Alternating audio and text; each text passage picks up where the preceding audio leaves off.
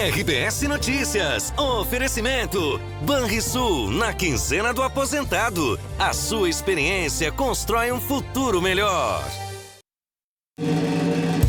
Boa noite. 27 de janeiro de 2023. 10 anos depois do incêndio que matou 242 pessoas na Boate Kiss, familiares, vítimas e amigos se unem em homenagens. Uma madrugada de vigília em frente à boate marcou o início desse dia. E aqui na Praça Saldanha Marinho, no centro de Santa Maria, pais de vítimas soltaram 242 balões brancos para manter viva a memória dos filhos. Veja também, em visita ao Estado, o ministro dos Transportes autoriza a retomada da duplicação da BR-116 entre Cristal e São Lourenço do Sul. Em Porto Alegre, o sistema público de saúde destinado a casos urgentes sobrecarrega. 2 emergências operam acima da capacidade. E a restrição em um dos principais pontos de atendimento complica ainda mais a situação. A estiagem obriga agricultores a abandonarem lavouras. Somente na região metropolitana, os prejuízos ultrapassam os 200 milhões de reais. Agora, no RBS Notícias.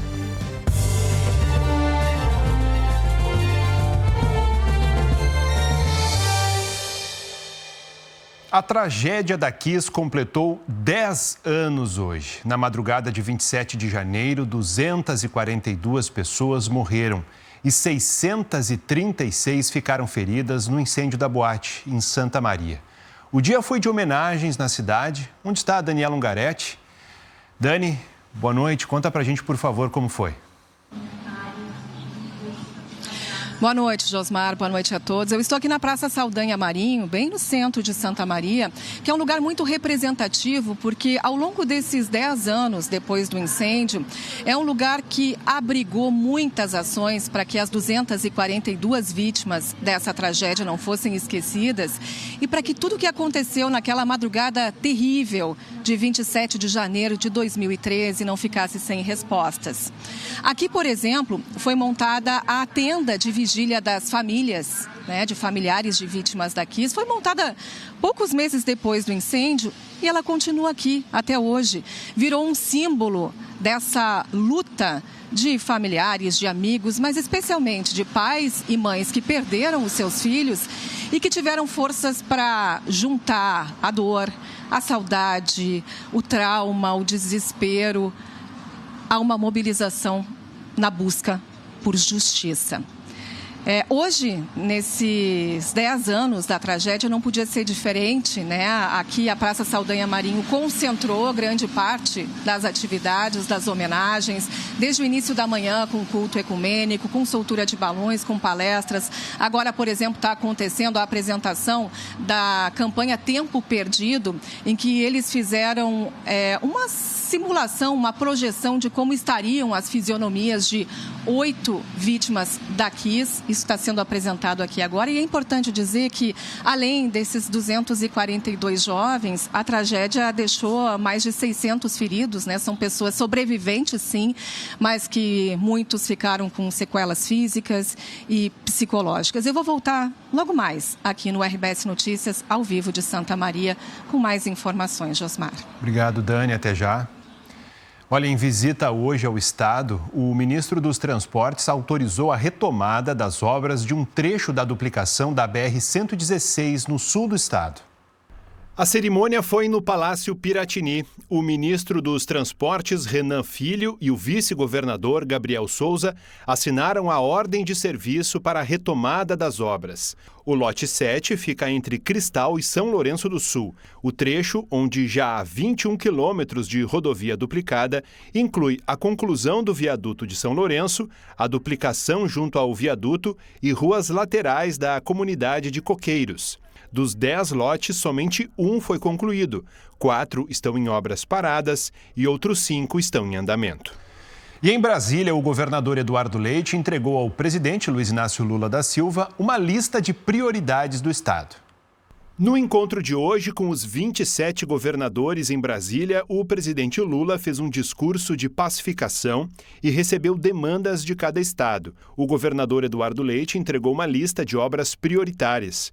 Leite aproveitou a reunião para reforçar que, no momento, o mais importante é a compensação imediata das perdas de receita provocadas pelas alterações no ICMS. Lula afirmou que não haverá veto aos pedidos dos governos e que as demandas estaduais serão analisadas pela União. Depois do intervalo, a gente mostra a situação de famílias que tiveram as casas destruídas por um incêndio há 10 anos na capital. Já voltamos.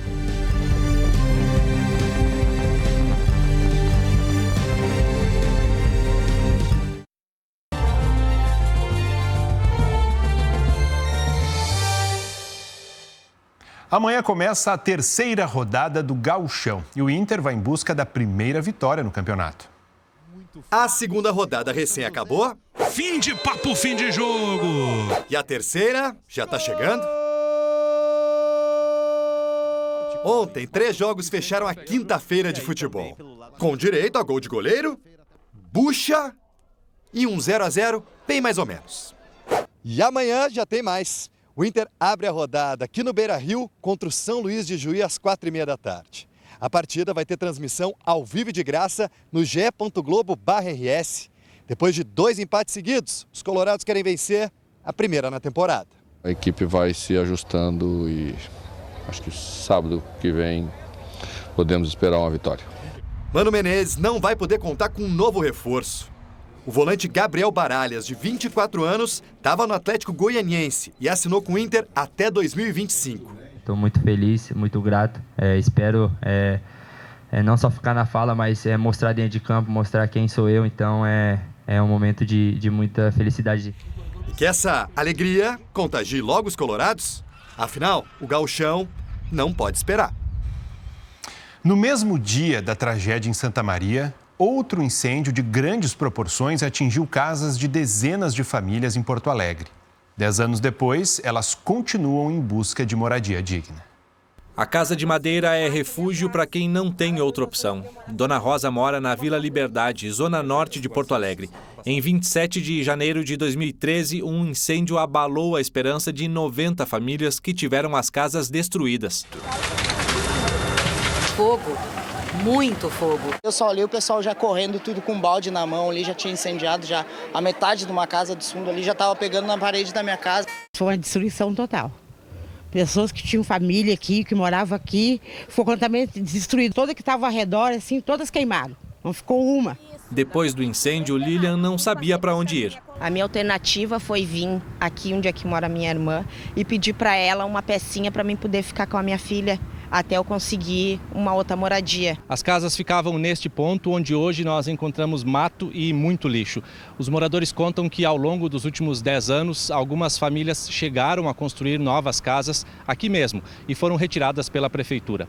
Hoje, muitas vítimas do incêndio moram ali atrás, na vila, para onde, segundo os moradores, vai todo esse lixo em dias de chuva. Boa parte dos terrenos é do município. O secretário de Habitação da capital, André Machado, afirma que a ideia de construir casas para 700 famílias está praticamente descartada. O projeto arquitetônico, ou pelo menos o desenho dele, ele existe, agora precisa de fontes de financiamento. A construção de um imóvel no local onde está a Vila Liberdade implica, primeiro, na remoção daquelas famílias, um assentamento temporário em outro lugar, para depois devolvê-las àquele espaço. O Departamento de Habitação afirma que atualmente paga aluguel social para 116 famílias. É um benefício no valor de R$ 600 por mês. Além disso, diz que pagou bônus moradia para 32 famílias. O valor é de R$ 93 mil para a compra da casa própria. Outras 17 famílias devem receber o benefício semana que vem. O incêndio faz 10 anos, então essas crianças que tinham 7 a 10 anos, hoje têm famílias com 2, 3 filhos. Então o que acontece? Na casa do pai, ficou pequena, constrói uma casinha do lado. O pai vai e recebe o benefício e a filha fica. Fazer cadastro no DEMAB é o primeiro passo para conseguir benefício. Olha, eu esperava que eles fizessem umas casinhas dignas para a gente morar. A gente só quer uma ajuda de ter uma moradia boa. Vamos voltar ao vivo a Santa Maria. Daniela Ungaretti está na Praça Saldanha Marinho, onde as vítimas da tragédia da Kiss foram homenageadas durante o dia. Certamente, Dani, uma tarde de muita emoção, né?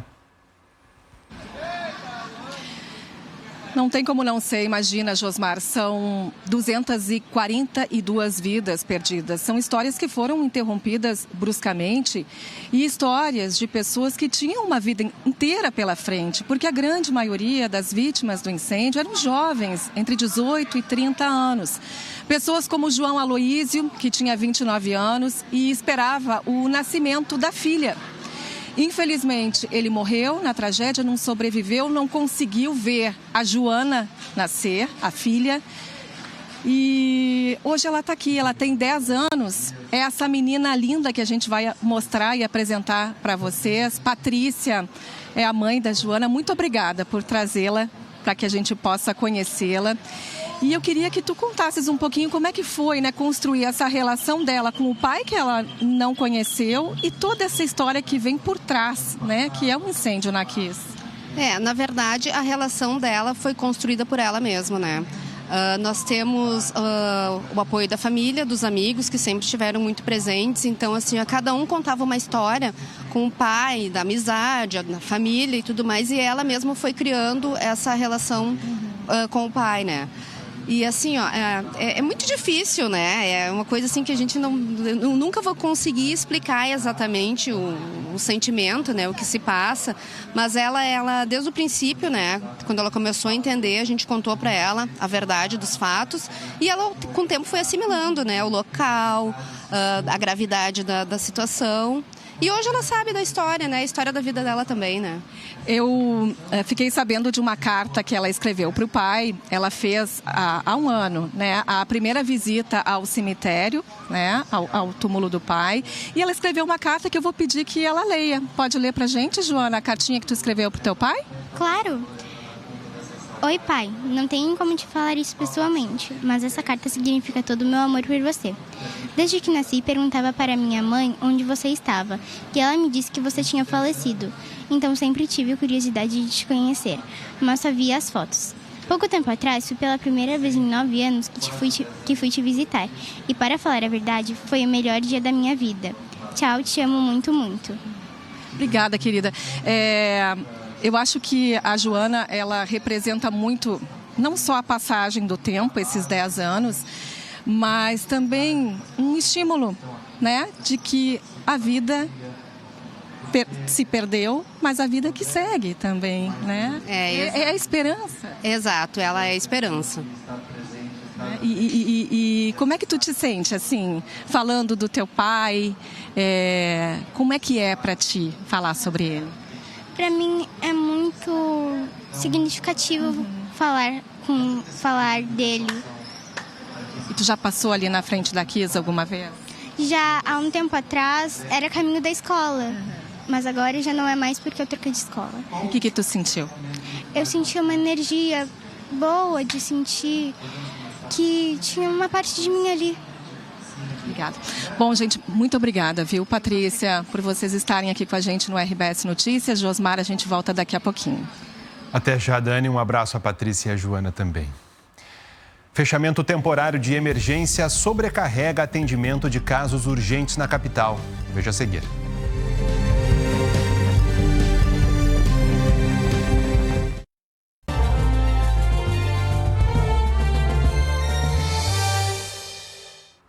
A restrição de uma das principais emergências de Porto Alegre complica ainda mais o atendimento de casos urgentes.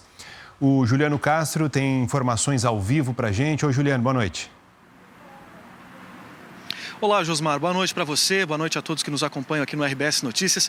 Pois é, mais uma vez um cenário preocupante, né, para todos os profissionais que trabalham nessas emergências dos hospitais de Porto Alegre. Justamente porque quando esses espaços ficam superlotados, o atendimento daqueles casos mais graves pode ser impactado.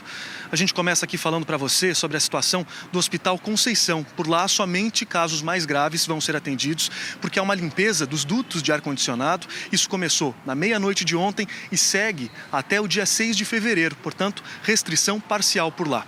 Vamos ver agora na tela como está, então, a ocupação das emergências em Porto Alegre. Nós começamos pelo Hospital de Clínicas, aqui onde estamos. A ocupação é de 203%. Seguimos para a emergência do Hospital Santa Casa, 237%. O São Lucas da PUC com 220%, portanto, todos esses anteriores operando acima do dobro da capacidade. Depois aparece ali o do Conceição, número bem mais baixo em relação aos outros, por conta dessa suspensão de atendimentos. Nós conversamos com os hospitais para entender de onde vem esse número tão alto da procura pelas emergências. O Hospital de Clínicas nos informou que não há uma doença nova, como já aconteceu na época mais grave da Covid-19, que traga tanta gente para cá. Principalmente são doentes crônicos procurando mais atendimento. O Hospital da Santa Casa nos informou o seguinte, que a suspensão dos atendimentos no Conceição já sobrecarregou por lá desde ontem. A opção é procurar o teleatendimento disponível no site da Prefeitura de Porto Alegre. Por lá, a pessoa que não procura por aquele atendimento de urgência pode conseguir até mesmo uma receita para comprar medicamentos. Volto com você, Josmar. Obrigado, Juliano. Uma boa noite. A estiagem se intensifica no estado e já são 178 municípios em situação de emergência por causa da falta de chuvas. Só na região metropolitana, os prejuízos ultrapassam 200 milhões de reais. As vacas ainda seguem até a beira do açude, mas ele está seco desde o fim do ano passado. É o retrato da estiagem na propriedade do Paulo Sérgio. Aqui a produção de leite caiu pela metade. Eram 600 litros dia e hoje a gente está aí com 330, 340 litros. Viamão é um dos municípios mais atingidos pela falta de chuva na região metropolitana. A prefeitura decretou situação de emergência na terça-feira e calcula perdas de 70 milhões de reais na zona rural. Nós temos uma série já de produtores com falta de água para os animais, também com falta de água até para consumo humano mesmo. Os poços não dão conta e a gente precisa suprir aí com caminhão-pipa e também tentando melhorar os reservatórios para que ao menos a dessedentação animal seja preservada, né? Essa plantação de tomates foi abandonada pelos produtores. A perda na qualidade deixou um prejuízo de 200 mil reais e fez com que eles desistissem de investir na colheita. Por ser uma lavoura grande, eles chegaram a colocar 50 pessoas trabalhando aqui para colher, mas devido a todos os problemas, eles tiveram que abandonar para não ter esse custo alto com a mão de obra para colher, né? Na lavoura de milho também é fácil ver os efeitos da falta de chuva. A plantação deveria ter o dobro da altura que tem agora. E as espigas nem chegaram a se formar. Nós estamos passando a maior seca dos últimos 10 anos aqui na região metropolitana.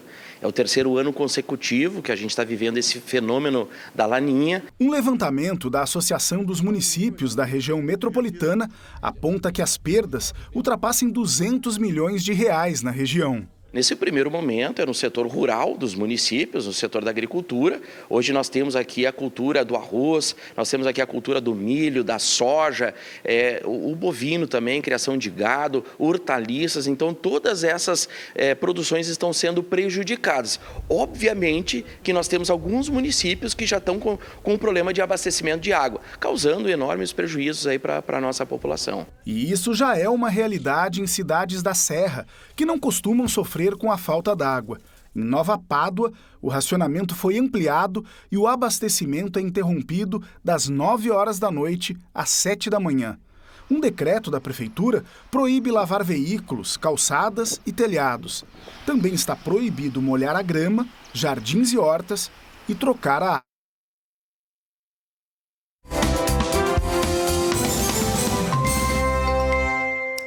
Oi, boa noite para você. Sábado com previsão de chuva para quase todo o estado, especialmente à tarde. É uma chuva mais de verão. Nessa parte aqui mais ao sul, o dia fica mais nublado e aí sim pode chover a qualquer momento. As temperaturas seguem bem altas, como a gente confere aqui no mapa de máximas. 36 é a máxima em Porto Alegre, 33 em Uruguaiana, 34 em Erechim. Vamos dar uma olhada no fim de semana? Em Capão da Canoa, a gente tem chance de pancadas de chuva, mas é chuva de verão que passa rápido. Máxima de 33 no sábado e de 30 no domingo. Vamos ver Porto Alegre? Porto Alegre também tem previsão de chuva no sábado e no domingo. Sábado com 36 graus, domingo a temperatura sobe um pouquinho menos, máxima de 30 graus. Para os próximos 15 dias, deve chover quase 100 milímetros em Frederico Westphalen, lá no norte do estado.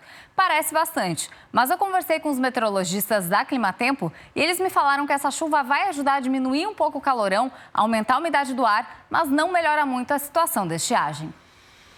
A gente volta a Santa Maria, conversar ao vivo com a Daniela Ungaretti, que está no principal ponto de homenagem às vítimas da tragédia da Kiss. Dani, o que mais está previsto para esta sexta-feira? Josmar, tem uma série de atividades aqui até às 10 horas da noite, mas deixa eu te contar que hoje, quando eu fui mais cedo lá na frente da Boate Kiss, e eu ainda comentei com um colega que estava junto comigo, é impossível não olhar aquela imagem e não ser impactado por ela. E aqui na Praça Saldanha Marinho, que é um lugar que sempre concentrou muitas ações, muitas homenagens, a sensação é diferente. A gente sente aquele clima de saudade, que é uma saudade muito sofrida, porque é aquela que não passa, né? E a gente sabe que é uma data importante, são 10 anos da tragédia. Mas é uma luta diária, né, que essas famílias e principalmente pais e mães enfrentam, né, para superar a dor, a saudade e ainda unir forças para lutar por justiça.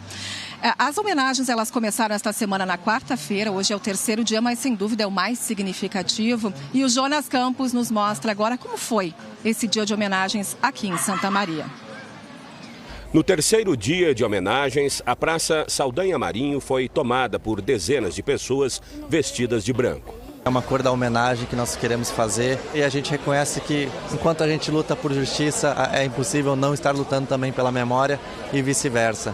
Unidos nessa caminhada que dura uma década, os pais encheram balões para manter viva a memória das vítimas da Kiss.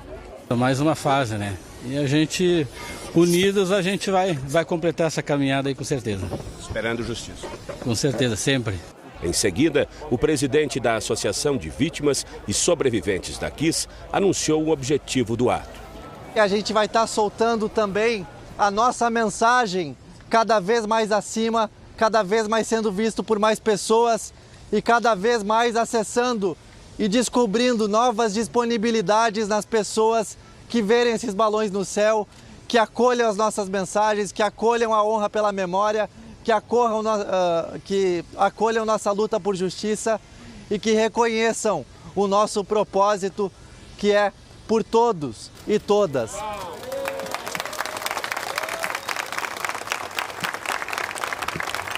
Depois de soltar o balão, que representa o filho Rafael, Fátima recebeu um abraço. A gente precisa do abraço porque é muito difícil. Simbolizou, eles estão indo para o céu de novo. Estas famílias estão unidas pela mesma dor. Juntas agora tentam suportar a dor de uma saudade que já dura 10 anos. E ao mesmo tempo um sentimento que não cala, o sentimento de impunidade. O seu Nestor perdeu o filho Matheus, que tinha 20 anos, naquele janeiro de 2013. Seu Nestor, seu filho conseguiu sair, mas voltou para a boate. Sim, ele foi um dos primeiros a sair, até porque ele foi um dos últimos a chegar na festa. Ele tinha uma outra festa, ele estava numa festa de formatura de uma colega, e ele acabou indo mais tarde para a festa. Conseguiu sair e voltou várias vezes para salvar vidas. Ele e outros colegas fizeram isso, muitos fizeram isso. E com isso ele acabou se intoxicando, ele ainda foi tirado com vida lá de dentro, foi para o hospital, foi transferido para o HPS em Porto Alegre, mas 4 dias depois, devido à intoxicação da fumaça tóxica, ele veio a falecer. Era um menino brilhante, fantástico, estava fazendo tecnologia em alimentos, pesquisando alimentos mais saudáveis para a nossa mesa. Hoje ele seria uma pessoa que estaria dando grande contribuição para a sociedade. É disso que nós falamos, de jovens que perderam a sua vida e poderiam fazer uma grande diferença na sociedade.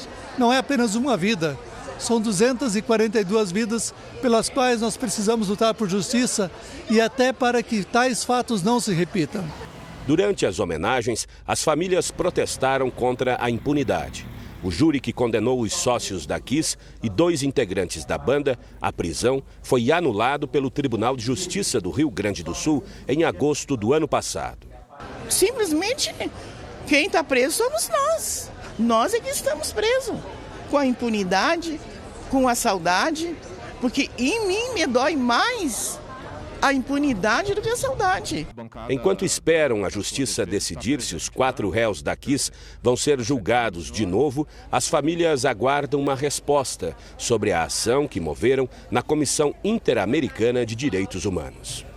A Comissão Interamericana está estudando a admissibilidade. A gente espera esse resultado para que finalmente tenhamos um caso em que se faça justiça, já que infelizmente no âmbito interno, né, a justiça brasileira até hoje, 10 anos depois, não teve condições, não teve a dignidade de dar uma resposta ainda para essas famílias.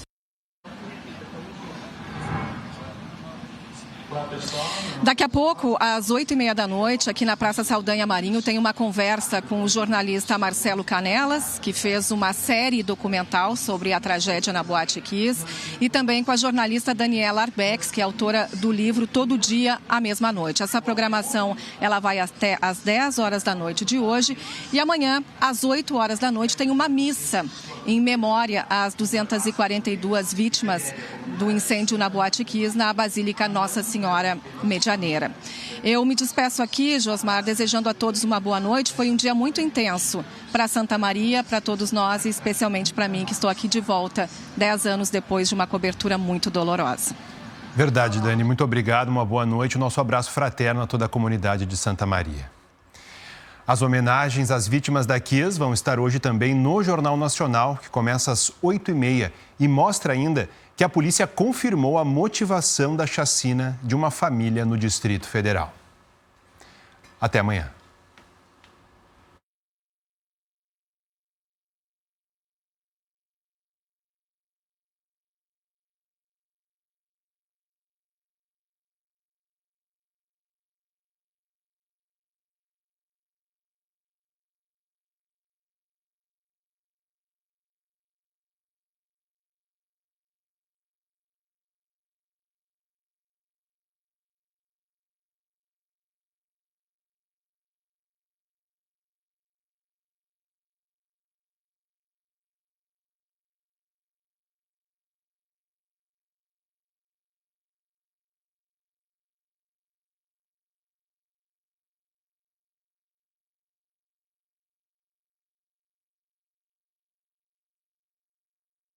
RBS Notícias, oferecimento Banrisul, na quinzena do aposentado. A sua experiência constrói um futuro melhor.